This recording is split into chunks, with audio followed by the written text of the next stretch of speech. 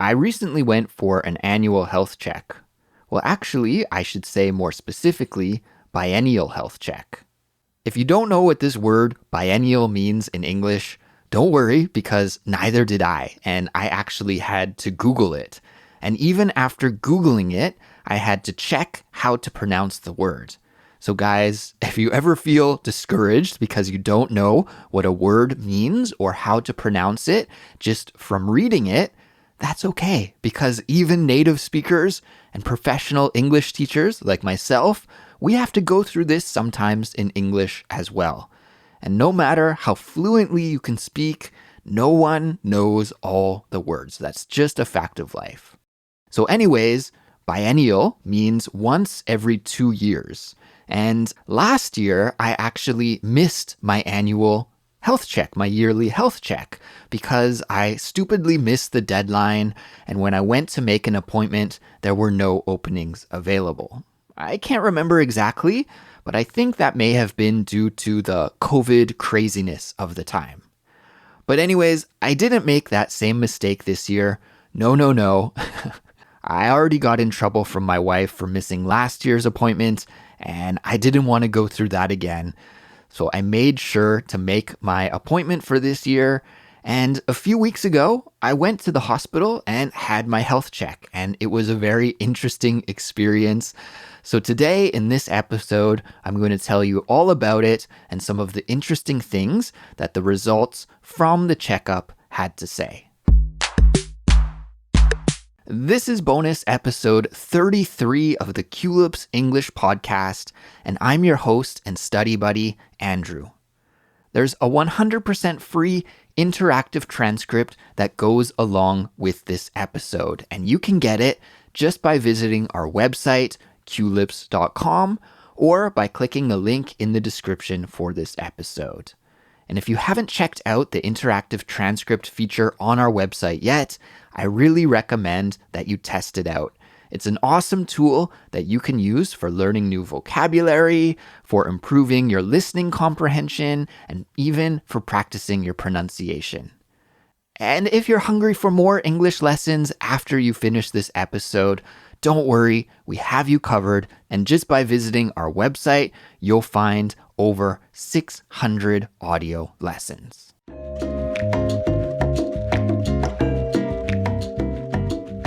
So let's get back to the story about my health check, and I'll start by sharing some interesting things that I've noticed about the annual health check system that they have here in place in Korea, where I live. As a Canadian, it's very different from what I'm used to back home. So first of all, going for an annual health check is something that I don't think many people in Canada do. Doctors recommend that you should go for a health check when you turn 40 years old, and after you turn 40 years old, then you should go regularly for health checks. But before then, it's not really strongly recommended for most people as long as you're healthy. And even some of the people that I know in Canada who are over 40 years old don't go for a health check very often. Maybe they only go to the doctor when they feel sick instead of going for a preventative checkup. Of course, I'm speaking generally here, and in Canada, there are some people who go for yearly checkups. But overall, I feel like it's not something that people do regularly. However, here in Korea, I've noticed that it is something that many people do every year. And I think why that is because many people receive this as a benefit from their employer. And the health checks in Korea usually cost somewhere between 200 to 500 American dollars. But as I said, you get them for free as a benefit from your employer. Not everyone, but many people get this as a benefit from their employer. And I'm lucky enough to count myself as one of these people. So when you make your appointment for the health check, you can choose from many different options about what parts of your body that you want to get checked out. I'm assuming that every benefit package is different, but in my case, I couldn't get a detailed full body exam, so I had to select the parts of my body that I felt were the most important to get looked at in detail by a doctor. I usually cycle through different body parts each time. So for example, this year, I didn't do a lung checkup. I did that last time. There were no problems, so I skipped it this year, and instead I did a brain checkup. Anyway, when you make your appointment and you do that online, you can just choose the options of different exams and tests that you want to receive. On the day of the appointment, you have to go to a special hospital. Now, the hospital isn't a regular hospital like I'm used to back home in Canada. In Canada and in the USA as well, a hospital is a huge building that you go to if you have an emergency. Maybe you need to have surgery, or you need to get treatment for a serious disease, or maybe even to give birth to a baby, those kinds of procedures. But the hospital that I went to for the health check was nothing like this. In fact, this hospital is only for doing these health checks. You can't go there if you're sick. It's only for getting a medical checkup performed. The hospital, however, is very big. It's 6 floors high, and each floor has many different rooms where you can go for different medical tests. So when I arrived at the hospital, I went to the very top floor and I checked in, and here they gave me a wristband and told me my locker number and showed me where the change room was. So I went into the changing room and used the wristband to open my locker, and I found a hospital gown and slippers inside the locker. It was a really cool high-tech wristband that actually served a very important purpose in the health check, which I'll tell you about in just a second. However, I had a unique cultural experience, I could say. Maybe culture shock is more appropriate in the locker room. Okay, so one cultural difference that I've noticed between Canada and Korea is how places like locker rooms and bathrooms are taken care of by the staff. Now, this doesn't happen all the time, of course, but it's happened to me several times, and I've always found it to be a little shocking. But that is that sometimes when I go into a locker room or a change room or a washroom, the janitor or the cleaner is a woman, usually a middle-aged woman. And I've always found this to be just a little bit awkward. Like when I went to go into the hospital change room to change into my hospital gown, there was a woman cleaning right beside my locker. So I was like, what am I supposed to do? Just change in front of her? I don't know. It felt a little awkward.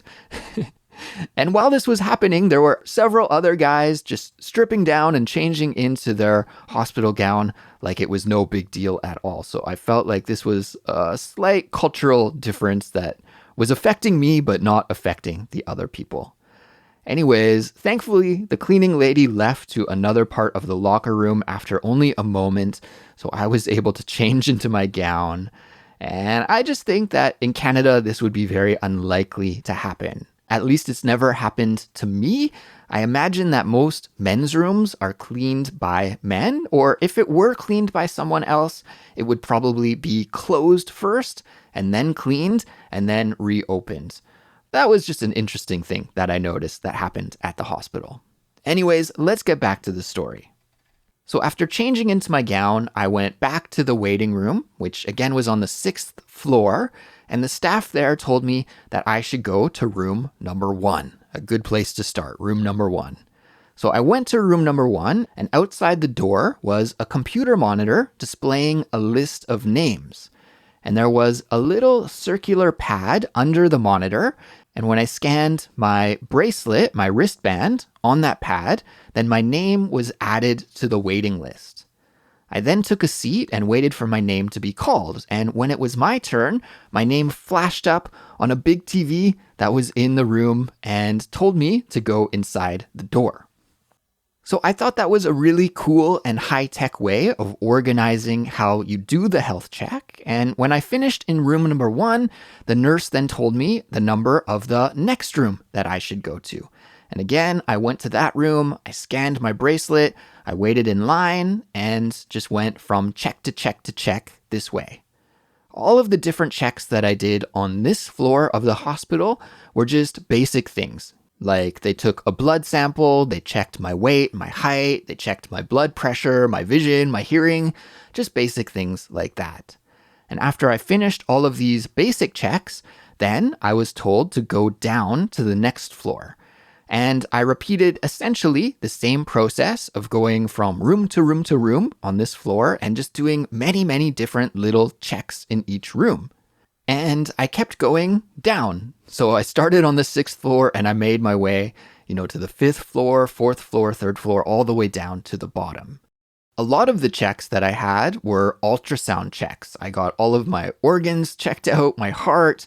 I did a CT scan of my brain and many other checks that I can't even remember all of them right now, but there were many that I did.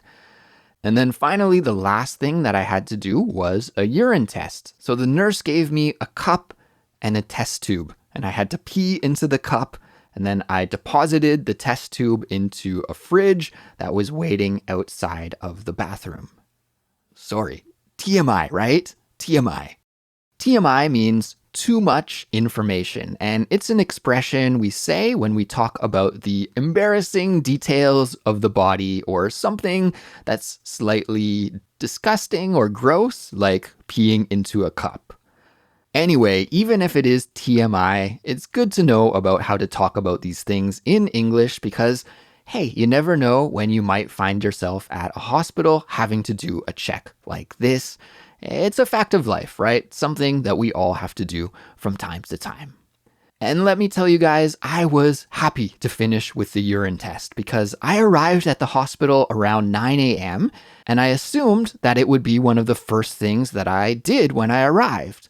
I remember that last time when I did my health check, it was the very first thing that I did. As soon as I checked in, they made me go do the urine test. However, this time it was the very last thing that they had me do. And because of all the people at the hospital, it was really, really busy. I didn't actually finish my health check until around 12:45 p.m. And by that time, I really had to use the washroom. So I was super relieved to be able and finally go do that check and get it out of the way and wrap up my checkup for this year. So when everything was finally finished, I went back to the top floor of the hospital, I changed out of my gown, and I went back to the front desk to give my bracelet back to the staff. The staff then gave me a coupon, and I could use that coupon for a free meal from a number of restaurants that were located in the basement of the building. There were several food options available, which was very exciting for me, and I had to think carefully about what to eat. The classic meal to eat in this situation, I think for most Korean people, is a kind of rice porridge, but I was more tempted by the other menu items, to be honest, and there were two that caught my attention, a sandwich or Korean-style curry and rice. And in the end, the curry won. So I went to the curry restaurant, I enjoyed just a small meal of curry and rice, and then left the hospital and went home. A few weeks later, I received the results of my health check in the mail. The results of all the checks and the tests are printed into a book, and the book is thick. It was at least 50 pages. And without going into too many details of the results, I can say that thankfully I am in good health and there's nothing to be concerned about. But I did spend about an hour going through all of the results with a fine-tooth comb. Have you heard me use that expression on Culips before, to go through something with a fine-tooth comb? Of course, a comb, spelt C-O-M-B, comb, that's a tool that you use for making your hair look neat and tidy, right? It's usually made from plastic, and it has these many small, thin pieces on one side that you can use to run through your hair when you're styling your hair. Now, we call these parts of the comb the teeth. And in this expression, fine doesn't mean good, right? Like, how are you? I'm fine. I'm good. No, it doesn't mean this. Here, fine means small, slender, and thin. So a fine-tooth comb, then, is a comb with many very slender and thinly spaced out teeth on it. I think it's the kind you would use for the fine details and styling of your hair. At least that's what I think. As a bald guy myself, I haven't used a comb in years, so I don't really know. But anyways, that is what a fine-tooth comb is. That is its literal definition. But just a moment ago, I used it in its idiomatic sense when I talked about going through my health check results with a fine-tooth comb. And when we use the expression this way, it means to pay attention to all of the small details very, very carefully. And I had to go through those results with a fine-tooth comb because, of course, I live in Korea and the results were written in Korean. Just like you guys, I'm a language learner, except I'm learning Korean instead of English. My Korean reading is okay, it's decent, but I'm way out of my depth when reading medical literature like this. So I grabbed my phone, I opened this app that many people in Korea will be familiar with called Papago, which is a Korean English translating app. And I started working my way through the results and looking up many words as I went along. But as I was going through the report, it looked like I was coming to the end of the report, but I was only halfway through the book. So I was like, what's going on here? And I flipped forward to see what the extra stuff at the back was. And that's when I discovered that the hospital had, very kindly, included an English translation for the results as well. So I laughed about that, but was also kind of frustrated because I could have saved myself a lot of time and effort just by looking at the translation first, but I didn't notice that it was tucked away there in the back, but it was nice to have. I'm happy they included it for me. And I don't know, spending a little extra time with the language that you're learning is probably never a complete waste of time, right? At least that's how I'm going to think about it. Anyway, I love looking through the results of these kinds of health checks and seeing what my blood tests and other tests reveal about my health. The way that this hospital delivers the report is kind of like the report card that you get from school, and it gives you an A, B, C, D, or E grade on many different categories. They also give you an overall health score, and I got 96 out of 100, which I thought was pretty good. But a few days after getting my report, my wife's friend was over at our house and she told me that she actually went to the same hospital recently and had just received her health report as well. And she got a 97 out of 100. So as a competitive person, I was like, I didn't win, but at least I'm healthy and my wife's friend is healthy as well. So that is very good. My report also said that my health age was 33 years old, even though my real age is 38 years old. The hospital also predicted that if I die due to natural causes, then I'll probably die at 87 years old. So since I'm 38 now, that means I only have 49 years remaining. That is, unless we have a technological breakthrough that can help us to defeat disease and death before I turn 87. You know, looking at the way AI technologies have developed in just this year alone makes me think that it's very, very likely that the human race will find a way to extend our lives in the next 20 or 30 years. But if that kind of technology doesn't come around, or maybe it's not affordable for regular, everyday folk like myself, well then I have 49 years according to the health check results. And that actually made me a little bit sad to hear. 49 years doesn't seem like that much time. I have a lot of things I want to learn, see, do, and experience, and only 49 years to do them. On top of that, how many of those 49 years will I be able to be active? Everyone knows that we tend to slow down as we age, so, maybe only 39 or 35 of those years could be active years. Anyway, in the end, the results of my medical check have motivated me and reminded me that I need to live life to the fullest and work hard to accomplish my goals today because you never know what tomorrow holds. And I think this is a good mindset for me to have going into 2023 because a new year is always a time to refocus on what's important to us and start again new. But guys, I'm going to talk about the new year in the next bonus episode because that one's going to be the last episode for 2022. And I can't think of a better topic for that episode than plans, goals, and dreams for 2023. So this year's Christmas has come and gone, and I hope all of you who celebrate Christmas had a great one. Every time I make a post on social media asking listeners for suggestions about topics you'd like us to chat about on Culips, there's always many people who ask us to make a Christmas episode or holiday episodes. Now, because Christmas is one of the most important holidays in English-speaking countries, we've actually covered it quite a few times over the years on Culips, and we did so again this year. But this year, there was a twist. There was a twist. I like that expression. There was a twist. It's a good one to know. A twist here means a surprise or an unexpected change in a story. And this year, our Christmas episode had a twist because for the first time in Culips history, we were able to talk about how Christmas is celebrated in the UK with our very own British host, Anna. So I know Christmas is finished for this year, but it's still the holiday season, and I think you'll still enjoy our Christmas Chatterbox episode if you haven't heard it yet. In the episode, Anna and I compare and contrast how Christmas is celebrated in my country, Canada, and in her country, the UK, but also in South Korea and Spain, the countries that we currently reside in.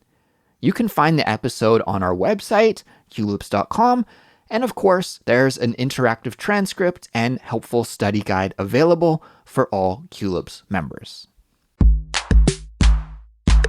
And I have some good news to share with you, and that is Cassie is currently on vacation right now here in South Korea.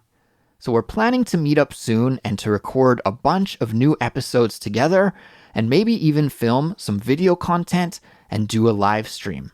We're just working out the details right now. I was talking to Cassie yesterday, but she's still not 100% sure of her schedule and plan. But as soon as we grab a date, I'm going to make an announcement about when exactly the live stream will happen, and I'll let you know as soon as possible.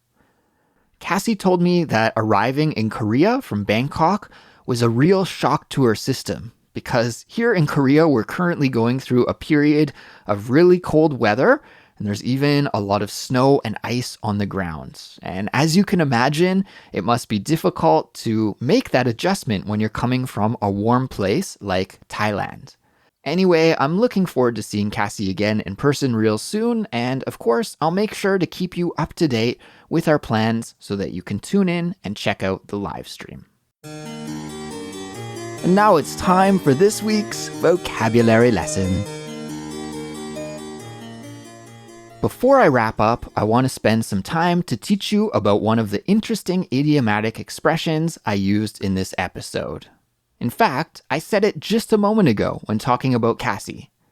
I said that it was a shock for her system to go from the warm weather of Thailand to the cold, wintry weather of Korea. You know what? Let's rewind, go back, and listen to that part of the episode just a couple of more times so we can hear it in context again. Let's do it. Cassie told me that arriving in Korea from Bangkok was a real shock to her system because here in Korea, we're currently going through a period of really cold weather, and there's even a lot of snow and ice on the ground. And as you can imagine, it must be difficult to make that adjustment when you're coming from a warm place like Thailand. Cassie told me that arriving in Korea from Bangkok was a real shock to her system. So after hearing that expression, a shock to your system, can you guess what it means from the context? Well, here, the word system just means your body. So you can think of a shock to your system as meaning the same thing as a shock to your body in either a physical way, like exposing yourself to very cold weather suddenly, or even in an emotional way as well. And this is a casual, informal, idiomatic expression. We use it to describe a sudden or unexpected event or experience that has a very strong and jarring effect on our emotional or physical well-being. We can use a shock to your system to talk about a wide variety of experiences. For example, a sudden or unexpected event, a sudden physical sensation, such as exposure to extremely cold weather or extremely hot weather, or we can even use it to talk about a psychological or emotional response to hearing a piece of news or information. And when something is a shock to your system, it can leave you feeling disoriented or overwhelmed or unprepared to deal with that situation. And of course, you can always change the your in the expression to match the context of the subject that you're talking about, right? So you could say a shock to my system, or a shock to their system, or a shock to our systems, and so on and so on.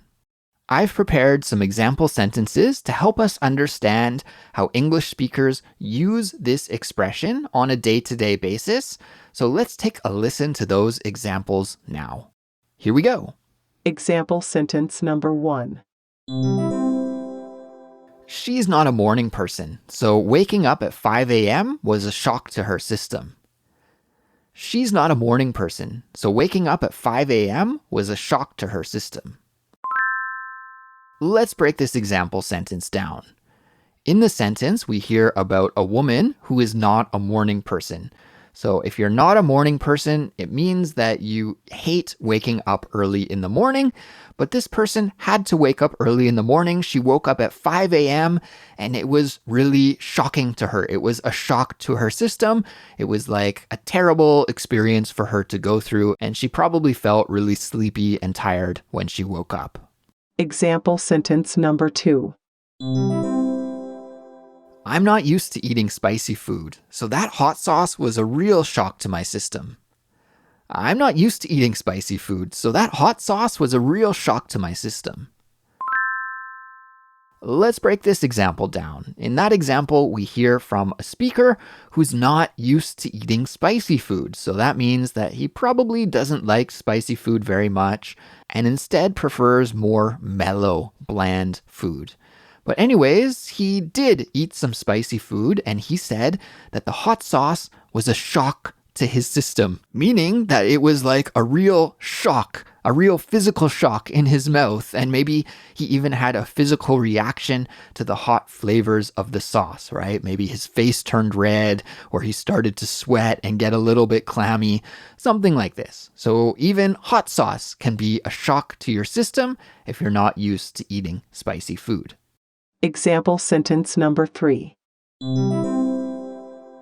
I was scrolling through my social media when I saw an announcement about my ex's engagement.